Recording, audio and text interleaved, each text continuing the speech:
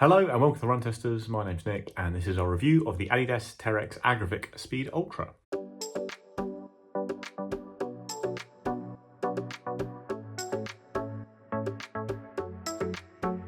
So the Agravic Speed Ultra is Adidas's trail racing super shoe. It launched at UTMB in Chamonix this year. This version is still called a prototype, but I believe it's very close or the version that will be released to the public in spring 2024. It's an expensive shoe. It's going to cost €230 or $230. Weighs in at 274 grams or 9.7 ounces in my UK size 9. We haven't got the info on stack height and drop yet. I imagine that stuff will come out when the shoe does go formally on sale. Key info here is that the midsole is made from Lightstrike Pro, the same bouncy foam you see on Adidas's road shoes, and you also have Adidas's EnergyRods in the midsole, though these are slightly different to the ones on the road shoes. They've got a slightly more plasticky look and feel to them, and there's 4 rods at the front that spread a bit wider to come right to the side of the shoe to add some stability, and then 2 rods go back into the rear of the shoe. Got a very pronounced rocker design with the shoe. The Adidas says this is to encourage forefoot striking even over very long distances. Got a bucket seat design at the back, so your foot sits within the foam there to create a little bit more stability for what is a high stack shoe for the trails. And then the width of the shoe is also very forefoot focused, with this pinch point around the midfoot and a fairly narrow heel, and then a very broad forefoot there. Again, in line with what Adidas says about it encouraging forefoot striking, that's where most of the stability in the shoe is. You have a continental rubber outsole with lugs that range between 2.5 and 3.5 millimeters in length. It's an outsole designed for a broad range of terrains, but it's fair to say it's not really built for soft ground or to bite into very deep mud. You have a woven upper with a gusted tongue. There is some protection around the toes, but in general it's quite a lightweight material that's designed not to soak up water on river crossings, but also just doesn't have a lot of protections that you sometimes see on trail shoes in general. Adidas obviously tried to keep this nice and light as a racing shoe. So the fit's been really good for me in what is my normal running shoe size, my normal size for Adidas. This is a UK 9, which is a US 9.5 for Adidas. I have that across their range. Sometimes it ends up being quite cramped with certain Adidas shoes, like the Adios Pro 3 or some of the older Adios and Boston shoes. But with the Agravic Speed Ultra, it's been a really comfortable fit for me. I've used this shoe for long runs, over like 4 hours, 50K, that kind of thing. And it's been really comfortable, no slippage around the heel. Nice amount of room in the forefoot, and in general a comfortable hold without feeling at all oppressive. It's got a very breathable upper. So yeah, I would stick with your normal running shoe size with this shoe. So I've done 110 kilometers in the Adidas Terrex Agravic Speed Ultra, and that includes the first 50K or 30 miles of a 80K/50 miles ultra marathon I did in my local forest in Epping Forest. That's where most of my running has been in the shoe, and it's generally been on fairly good dry trails in the summer here in the UK, so quite broad forest trails with not much on them. Occasionally diving off into the woods for a little bit of single track, some grass running, a little bit of mud very occasionally, and I did also use it for one run out in Chamonix before I left there. I was running on some rootier, rockier tracks, a little bit of rain then as well, with some steeper descent, slightly more technical stuff there, but overall I have been running on pretty good trails in this shoe.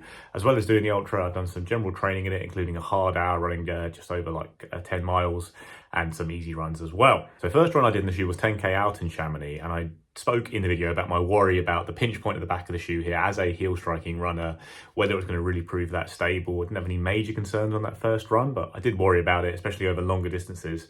I will say that hasn't really been a problem at all in my testing. Like, I've really enjoyed using the shoe. I felt very comfortable shuffling around in it at slow speed, and then also comfortable running at pace in it. Now, I've mostly been on, like I say, pretty runnable trails, nothing too worrying in terms of technical stuff, but actually, I think maybe overall my concerns aren't as founded as I thought in that first video. While it is narrow and pinched at the back, it's still a pretty stable shoe, I found, and you move swiftly onto the forefoot because of the rocker on the shoe, and that is a big wide platform that is stable, grips well, and offers a fair bit of security. So early on in my use of the shoe, I went and did just a 15-mile easy run in the forest just to see what it would like over the distances, and it just felt really comfortable. Like, the rocker is aggressive, but it's not actually something that's that noticeable on the run at those more relaxed long distance paces. It just moves you smoothly onto your forefoot, you carry on, you tick over very nicely, your legs turn over really nicely with the shoe, and it really wasn't that intrusive, the whole design of the shoe. Like, it feels good and it feels fast, but it doesn't feel like it's really affecting your gait a lot if you don't necessarily run with a very pronounced forefoot strike already, like I don't.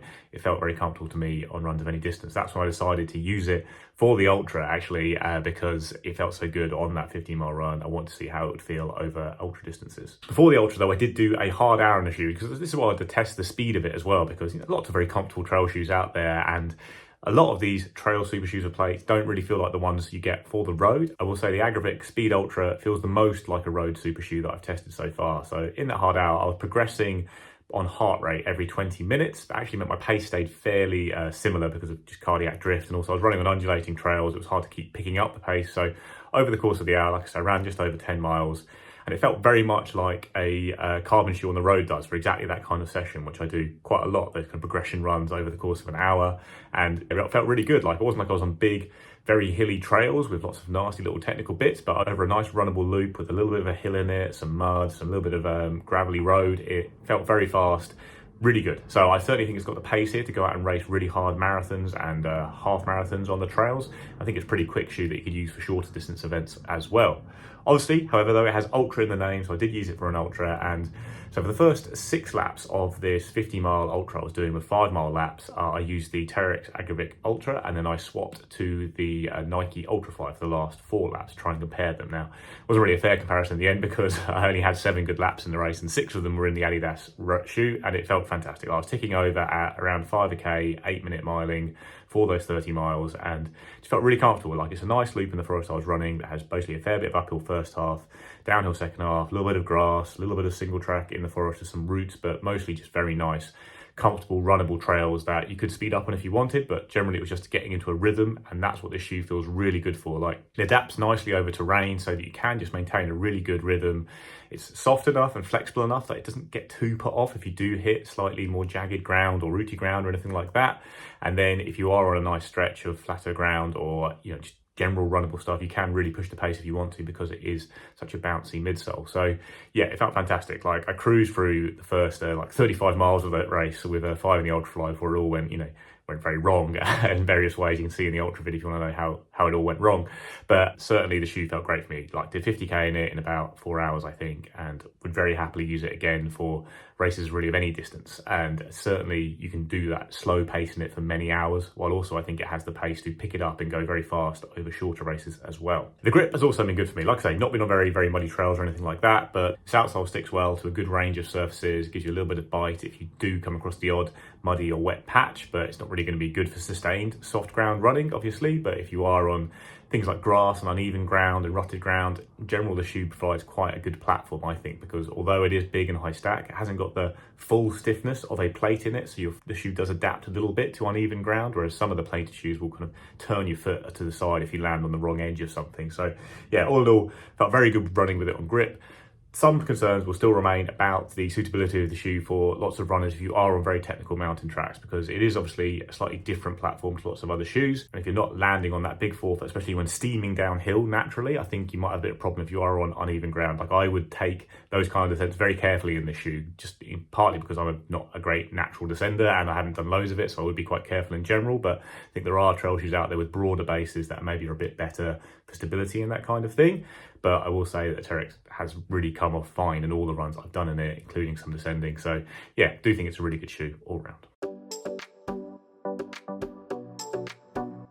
So the Adidas Terrex Agravic Speed Ultra is a big success. I think it is the most super shoey feeling trail shoe I've come across, with that Lightstrike Pro midsole, with the aggressive rocker, with the EnergyRods in there. You do get a booming fast ride that is very quick for races of any distance. It really has the comfort and I think the flexibility and stability for long ultras, especially on slightly tamer trails. Can't comment too much about mountain stuff because I think that'll depend a lot on the runner, and also I've done barely any mountain running in this shoe, but I think if you're on good trails for the most part, it's a very enjoyable shoe to use just to keep ticking your legs over. And then if you want to go and charge through a half marathon or a 10k on the trails, I think it'll be a really good option for that, because it's not the lightest shoe, but it is pretty light and it's got that bouncy midsole to give you a lot of oomph and speed on the trails. Obviously it's very expensive and it's not actually available yet, so we'll revisit the shoe in some ways come spring, when we do finally see the version that goes on sale and see if there has been any differences and what the price is all around the world. If you really are keen to buy the most super shoey style shoe for the trails, this is probably it. Having tested loads of them this summer, I do think it's the best on that front compared to things like the Ultrafly, the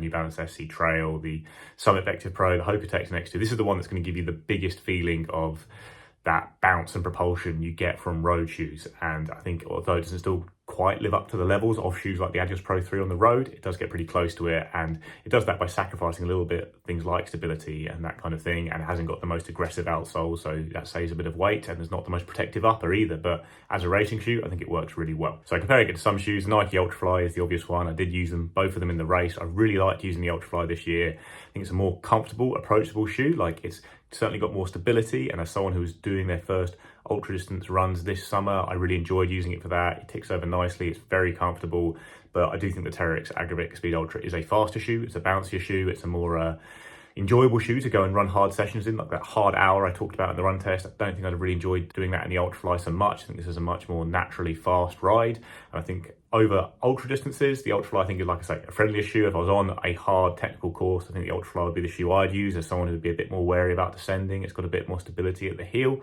but I think a lot of people would still prefer the Adidas shoe for that because it is a bit faster and it is still stable, flexible enough, I'd say. Then the shoe I think that really undercuts all these big super shoes that have come out from people like Nike and Adidas is the Asics Fuji Speed 2, which is a brilliant shoe. It's a lot cheaper than the others. It's got a firmer ride, it's a narrower shoe, and it's got that carbon plate in there, and it feels a lot like a road shoe in the way it has a big rocker and that's, like I say, firm, aggressive carbon plate ride. It's a lot lighter, it's quicker, it's a lot cheaper. I think if I was going to go and tear up a 5K or 10K on runnable trails, I'd use that over any of these shoes, including the Adidas Terrex Speed Ultra, and it is cheaper. I think if you are looking at the longer distances, the Asics feels a little bit narrow and not as comfortable and supportive as the Adidas or some other shoes out there. So maybe it wouldn't be the perfect ultra shoe for lots of people, but as a trail racer, I think it's a fantastic option. It's a lot cheaper. So I think it's quite hard to recommend any of these shoes that go north of £200, $200 when the Fuji Speed is so much cheaper, because it is an excellent shoe that will suit most people's uses for trail races really well. If you are looking at those big ultra events, then there is more of a case for these